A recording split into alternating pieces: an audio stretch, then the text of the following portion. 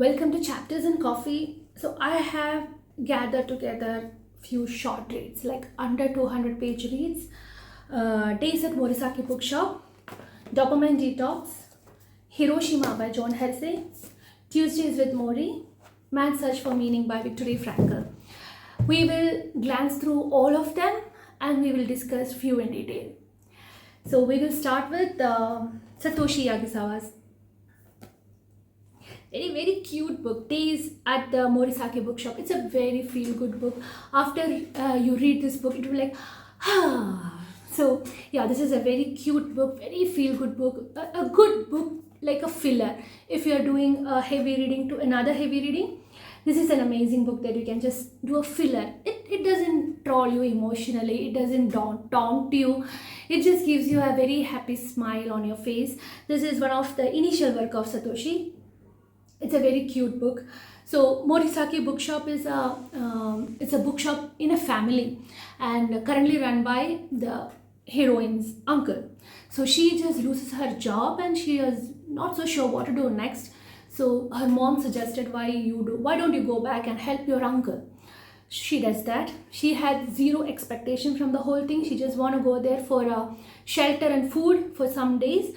The days prolongs and she discovered herself, she discovered her love for reading, she discovered a lot of interesting people around this old bookshop, and she has a great bond with her uncle. It's all the feel-good element that you want in your feel-good book. There is happiness, there is sadness, there is an emotional ride, there is a lot of self-discovery and resolutions and steps to make oneself better.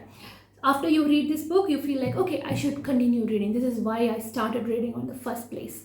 Morisaki Bookshop is an amazing read. Please do read it. Just like a filler to have a pleasant day. I would say, please read Days at Morisaki Bookshop.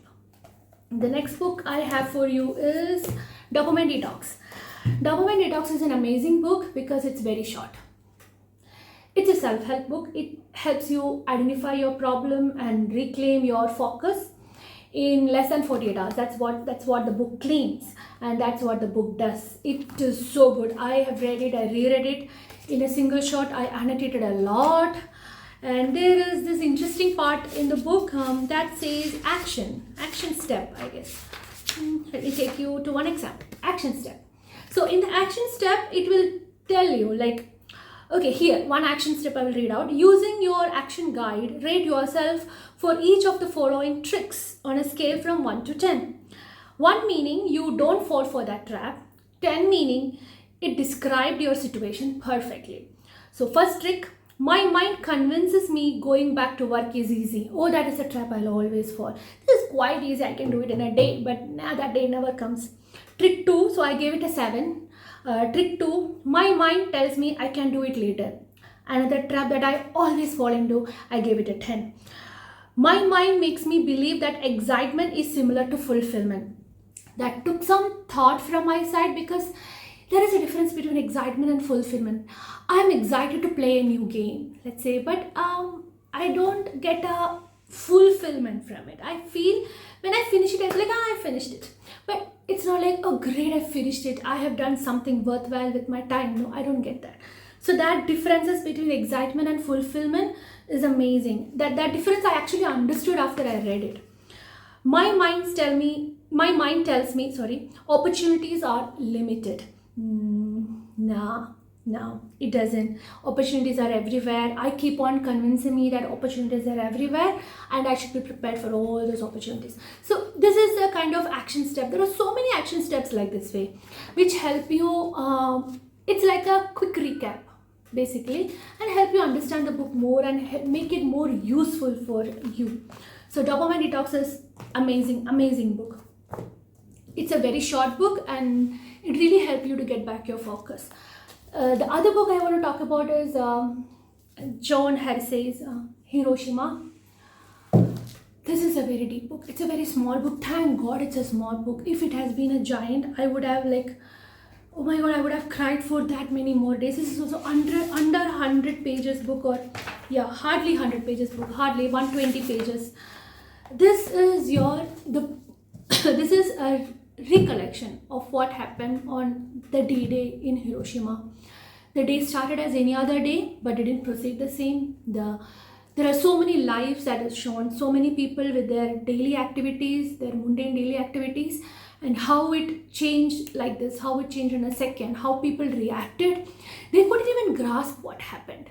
So how they reacted, and then how they came in terms with, okay, this would have happened or that would have happened.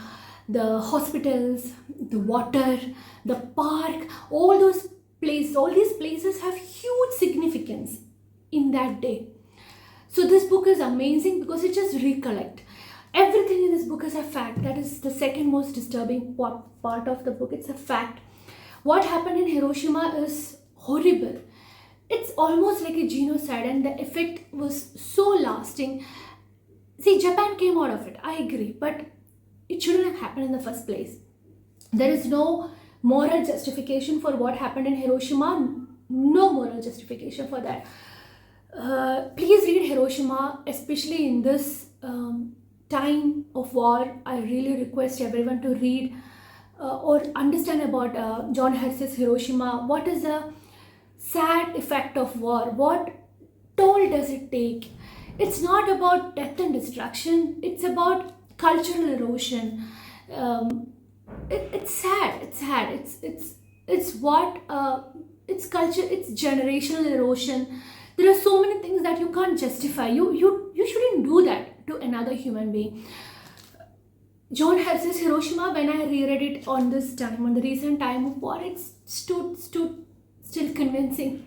It has a hold in me. It has a hold in you as well. This is a mirror for what war does to you. This book is deeply disturbing, very emotional, and it's not a fiction. It is not a fiction. Read this, and we will discuss about Hiroshima detail in another video. I want to do that because many people are unaware. Man's Search for Meaning is again another emotional, disturbing book. This is about Holocaust, and Viktor Frankl is a professor, a very respected professor. He was a survivor. Let me correct. He was a survivor of the Holocaust, and this book is 100 pages of Holocaust and reminding of logotherapy.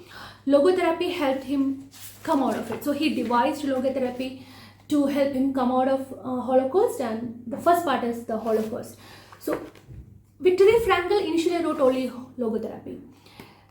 He wrote the first part of the book in later experiences in a concentration camp. The first part of the book was written later because all his well-wishers insisted him to do that. They asked Viktor Frankl to write the first part so that the second part makes more sense to people. I have read this, I have read this book a lot, and if you're going to read only one book of this whole lot, I would recommend you to read Man's Search for Meaning. Logotherapy, I have read it a couple of times, but the first part of the book I have read it so many times. It still stands fresh. There is no way that a human being have survived Holocaust. He has. And when you go through this book, I have marked my favorite quote of the book. I think that would be yours also. He who has a why to live for can bear with almost anyhow. Whenever I see any human being doing any kind of struggle in his life, this line, it just echoes in my brain. It's like, see, his why is so clear for him.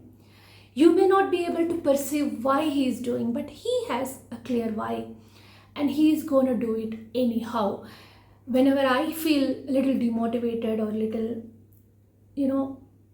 wayward, then I too remind me the same thing. I just grab it and read it for a while. I may not at times finish this book. I read it for a while. This gives me a lot of clarity and a lot of clarity in my life.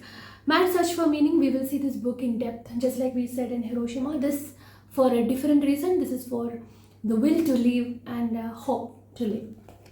The last book I have with me is a crowd favorite, Tuesdays with Morrie. This is like a sunlight. This is like a sunshine. This book is very emotional. You cry. You have happy tears. You have sad tears. You have no nonsense tears. You have all the tears, you know you have it. This book is an emotional roller coaster. This book is about a conversation, like a class between a old professor and his young student, and life's greatest lesson. There is no other way you can market this book. This is life's greatest lesson. This lesson is about how to die, and Morrie does it magnificently. He prepares himself, he prepares people around him, and through this book prepares the readers also how to embrace your life and how to be willing to die. Do read this book. If this is the only book you're going to read from this lot, I'm happy. This is a great book. We will see Tuesdays with Morrie also in detail in one of the other video. So just like a quick recap, we saw Dopamine Detox, Tuesdays with Morrie, Hiroshima, Mad Search for Meaning, and Morisaki Bookshop. All of them are quick read, good read. And yeah, one of them do read and drop me a comment. Which one are you reading? All of them are amazing. I would like to know which one are you going to grab. If you have read all of them, reread one of them. It's also amazing. That's all for today. My list. That's all for today. Thank you so much for your time. See you next time with with a new set together, or maybe. Yeah, bye. Bye-bye.